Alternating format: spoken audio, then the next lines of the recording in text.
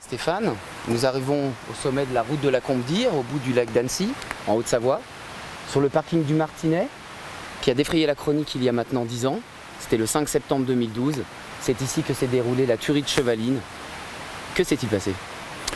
Tout à fait, Vincent. Ce 5 septembre 2012, Brett Martin, un citoyen britannique, résident secondaire à La Tuile, un petit village qui est situé à quelques kilomètres d'ici, remonte la route de la Combe-d'Ire sur son VTT. Et en arrivant sur ce parking, il va faire une découverte macabre. Il découvre un homme allongé par terre, un cycliste, en tenue de cycliste. Il va reconnaître un cycliste qu'il a doublé quelques minutes plus tôt. L'homme est couvert de sang, visiblement mort. Il voit une fillette, encore debout, qui chancelle dans sa direction et qui s'écroule sur le parking. Et une voiture, un break de couleur bordeaux. Un break anglais avec volant à droite, il est britannique, il le reconnaît tout de suite. Les roues patinent, il est garé contre le talus et à l'intérieur, 3 personnes, 3 adultes, visiblement décédés. Le réseau ici, et on peut le constater encore 10 ans plus tard, ne passe pas bien. Son premier réflexe, il explique, ça va être de porter secours à l'enfant. Elle est allongée par terre. Il va la retourner, la placer en position latérale de sécurité. C'est un ancien militaire, c'est tout ce qu'il peut faire. Ensuite, il se rend près de la voiture, le moteur tourne encore, les roues patinent. Donc il explique qu'il va finir de briser la vitre côté conducteur, il coupe le contact. À l'intérieur, tout le monde est mort, il y a un homme, 2 femmes, il ne peut plus rien faire pour eux. La meilleure solution pour lui, c'est de redescendre et donner l'alerte.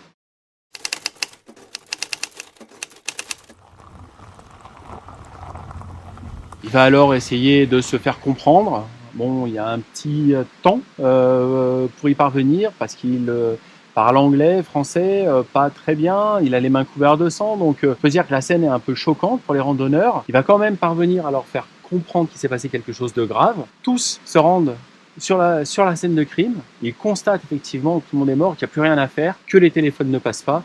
Et là, tout le monde redescend, fait 3 km et arrive jusqu'aux premières maisons. Et c'est là que l'alerte va être officiellement donnée.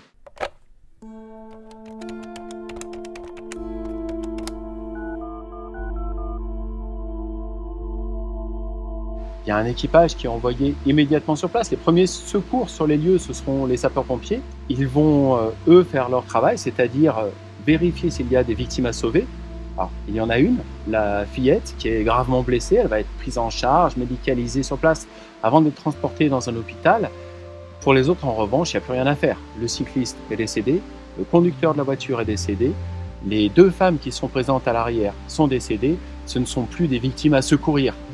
Commence alors le temps de l'enquête pour les sapeurs-pompiers, ils se préoccupent de la fillette et reculent du véhicule. Il s'agit à ce moment-là, s'il n'y a plus personne à sauver, de ne surtout pas polluer la scène de crime. Pour les gendarmes, la première chose à faire est d'identifier les victimes.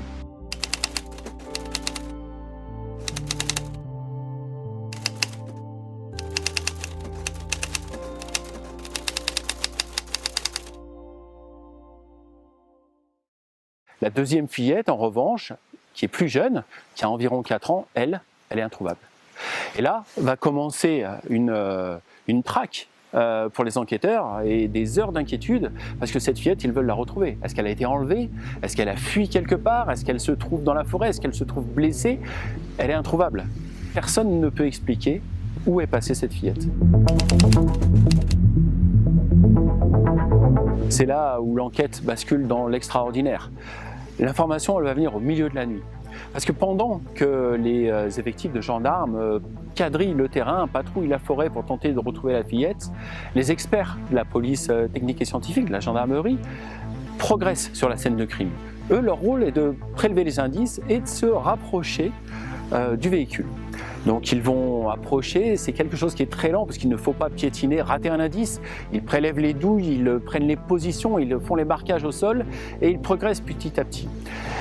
Au milieu de la nuit, vers minuit, ils vont arriver au niveau du véhicule. Pour l'heure, seuls les pompiers s'en sont approchés. Le parquet, le procureur d'Annecy, les officiers, tout le monde est resté à l'écart à partir du moment où la scène de crime a été gelée.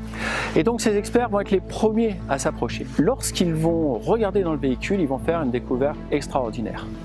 Sous les jambes de sa mère, cachée par les jupes, se trouve la fillette de 4 ans. La petite Zina est restée près de 8 heures prostrée, immobile, sans faire le moindre son. Personne ne l'a entendu, ni le tueur, ni les pompiers, ni les gendarmes qui sont arrivés sur la scène de crime. Personne ne l'a vue et ça fait 8 heures qu'elle est sous les jambes de sa mère, décédée de plusieurs balles, sans faire un geste. Et la petite fille n'est pas blessée. C'est miraculeux, Vincent, elle est indemne. Elle n'a pris aucune balle, elle a échappé à tous les regards et elle était là depuis le départ, sous les yeux de tout le monde, mais invisible. Le tueur ne l'a pas vue. Le tueur ne l'a pas vue, elle était cachée par la jupe. Sa sœur a pris une balle dans l'épaule, elle a été frappée à mort à la tête. Le tueur est probablement parti en ayant la certitude qu'il l'avait tuée. Heureusement pour elle, elle a survécu. Les 2 fillettes du couple seront les seules survivantes de cette tuerie.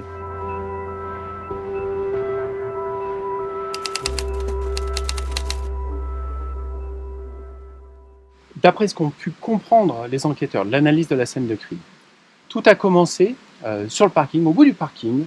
La voiture britannique est égarée le nez contre le talus et Sylvain Mollier devait se trouver à peu près au niveau du coffre. C'est lui qui a été abattu en premier. Il a pris plusieurs balles. Il est tombé derrière la voiture. Ce qu'on imagine ensuite, c'est que Saad Halili, qui devait se trouver à l'extérieur du véhicule comme sa fille, a paniqué, s'est précipité à l'intérieur de sa voiture et a entrepris une marche arrière pour tenter de fuir.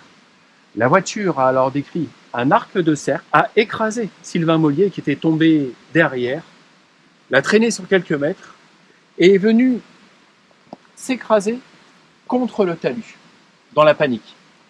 À ce moment-là, les roues ont patiné, Saad Halili était piégé, la voiture était incapable d'avancer, il n'est pas parvenu à fuir. Le tueur s'est alors approché de la voiture, a tiré sur tous les occupants et les a achevés chacun de 2 balles dans la tête. Un meurtre incroyablement froid, chirurgical. Il a ensuite remonté le parking en direction de Sylvain Mollier, lequel a été achevé, s'il était encore vivant, de 2 balles également. Et ensuite, il s'en est pris à la fillette, Zénab, qui avait pris une balle dans l'épaule. Était-il à court de munitions? A-t-il hésité à lui tirer dessus? Toujours est-il qu'il l'a apparemment frappé extrêmement violemment à la tête. Il a cassé la crosse de son revolver en faisant ça et il l'a laissée pour morte sur le parking. Voilà en tout cas le déroulé des faits tels qu'ils ont pu être reconstitués par les enquêteurs d'après les preuves, les douilles, d'après les traces de pneus qu'ils ont trouvées sur le gravier du parking du Martinet.